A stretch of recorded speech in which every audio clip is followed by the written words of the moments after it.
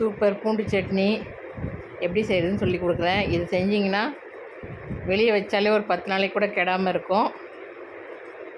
இதுக்கு வெறும் பூண்டு, காஞ்ச மிளகா அது 2 மட்டும்தான் போட்டு அரைச்சிக்கணும். காஞ்ச மிளகா கொஞ்சம் ஊற வச்சு கூட அரைச்சிக்கலாம் சுடு தண்ணியில்.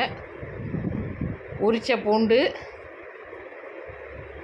காஞ்ச மிளகா போட்டு நல்லா இந்த மாதிரி மைய அரைச்சிக்கணும். இந்த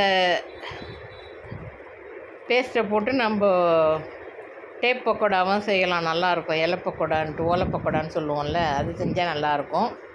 அரிசி மாவு, கடலை மாவு போட்டு அதுமாதிரி ஓட்டடைக்கும் இந்த மிக்சிங் போட்டுக்கலாம், ரொம்ப டேஸ்ட்டாக இருக்கும். ஓட்டடையும் அதாவது தட்டை இந்த மாதிரி அரைச்சதை நல்லா நிறைய தண்ணி ஊற்றி அலசி ஊற்றி இந்த மாதிரி நல்லா சுண்டை வச்சுக்கணும். உள்மூடி போட்டு சுண்டை வைங்க. அப்போ தான் இது பாருங்கள், இந்த மாதிரி உள்மூடி போட்டு சுண்டை வைக்கணும். ஏன்னா இல்லைன்னா பொங்கி மேலே வந்துடும். இந்த மாதிரி போட்டு நல்லா கொஞ்சம் நேரம் ஆகும் அது காஞ்சி சுருங்கிறதுக்கு. ஒரு அரை மணி நேரம்னாலும் ஆகும். நல்லா அலசி தண்ணியெல்லாம் ஊற்றி நல்லா பண்ணிக்கோங்க. ஜாரெல்லாம் அலசி நல்லா இந்த மாதிரி ஆன பிறகு நல்லெண்ணெய் ஊற்றி நல்லா கிளறி விட்டு எடுத்திங்கன்னா ஒரு அரை மணி நேரம் ஆகும் அது செய்கிறதுக்கு. சூப்பர் பூண்டு சட்னி. இது இருந்தால் 2 இட்லி சாப்பிட்றவங்க 10 இட்லி சாப்பிடுவாங்க.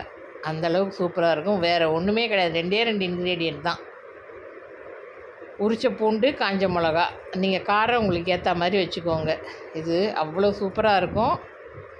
செஞ்சு பாருங்கள். தேவையான அளவு உப்பு போட்டுக்கணும், அவ்வளோதான்.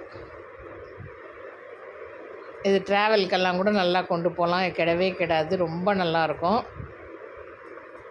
ரொம்ப டேஸ்ட்டாக இருக்கும். நீங்கள் நம்பவே மாட்டீங்க, செஞ்சு பாருங்கள். கொஞ்சம் டைம் எடுக்கும், ஆனால் ரொம்பலாம் அதுக்கு ஹார்ட் ஒர்க் பண்ண வேணாம்.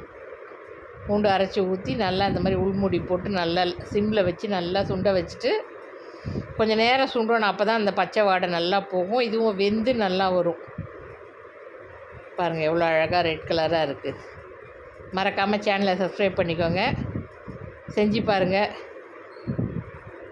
சூப்பராக இருக்கும். இது சாப்பாட்டுக்கு கூட பிசைஞ்சு சாப்பிட்லாம், நல்லாயிருக்கும். தயிர் சாதத்துக்கு ஊறுகாய் மாதிரியும் தொட்டுக்கலாம்.